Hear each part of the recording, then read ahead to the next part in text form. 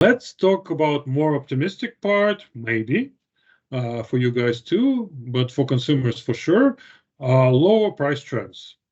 Because as we said, consumers push back, and uh, and the costs are being reduced. The energy costs, we said, are coming down. The logistics costs, you've probably noticed how much they came down this year. It's amazing. It's amazing, I would say.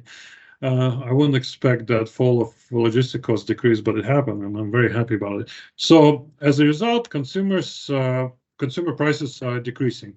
This is a graph that shows FAO food price index. Overall food price index is the black line. This is a Food and Agriculture Organization of the United Nations. It measures monthly change in international prices of basket of foods. It also shows separate cereals, meat, dairy, vegetables, and sugar. And you can see in principle, the story I talked about a bit, that prices have been going up. First with COVID story, demand-led, then the Ukraine situation, and now it's coming down, especially we see with vegetable oils. We see in general with FAO food index overall that we see the trend. All the commodity prices of, except maybe sugar recently, they're coming down, and that is affecting prices, and it should cause a reduction in prices. And we already said that, but low prices are also happening due to not just cost decreases, and consumer lower disposable incomes.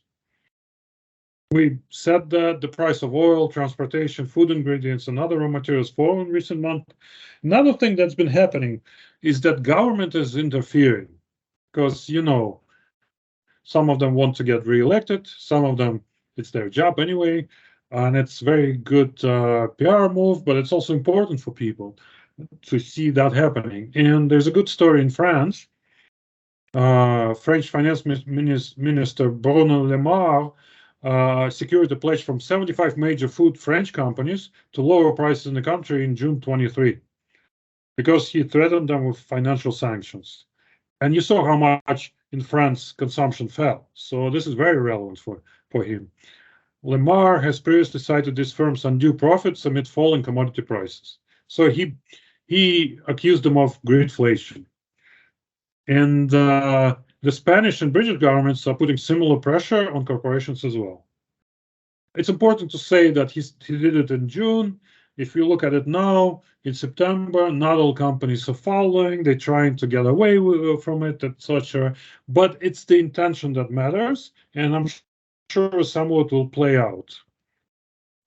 And of course, we still need to be mindful of potential lagging inflation, where what happened?